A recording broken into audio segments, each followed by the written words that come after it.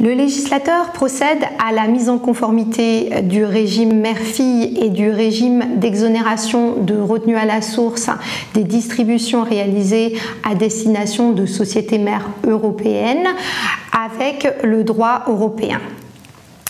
Ainsi, et en premier lieu, le régime mère-fille sera désormais applicable aux détentions de participation en simple nue propriété qui étaient jusqu'à présent exclues du régime mère-fille.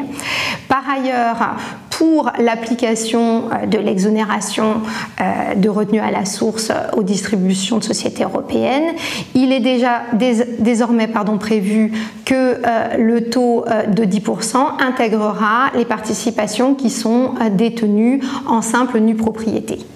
Par ailleurs, le dispositif d'exonération qu'on vient de voir en matière de distribution à des sociétés mères étrangères européennes va être étendu à des distributions qui sont réalisées à destination de sociétés mères situées dans l'espace économique européen. Enfin, le dispositif anti-abus est aménagé afin que, à la fois, le bénéfice du régime mère-fille et le bénéfice de l'exonération de retenue à la source soient écartés pour les distributions qui, par montage, ont en réalité vocation à être perçues par un bénéficiaire non localisé dans un État européen.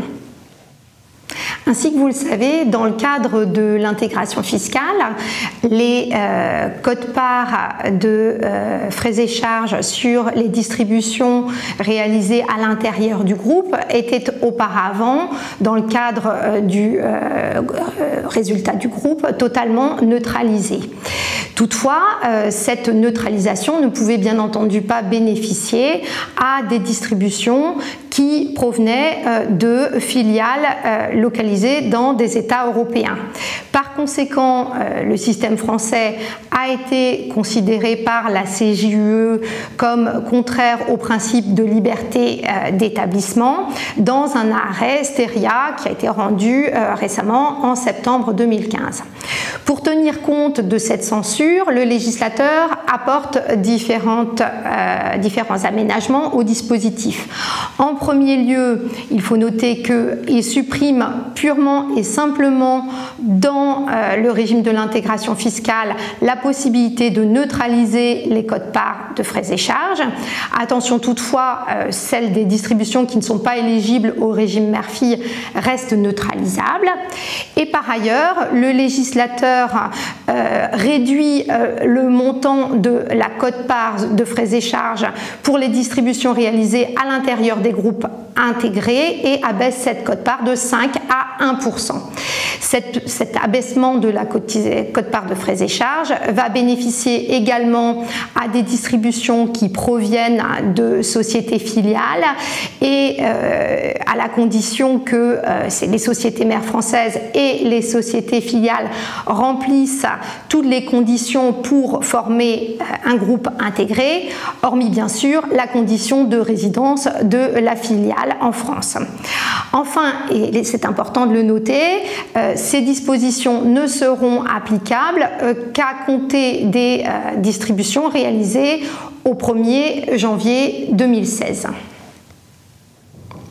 Le législateur apporte enfin un certain nombre d'aménagements au régime des sociétés mères filiales.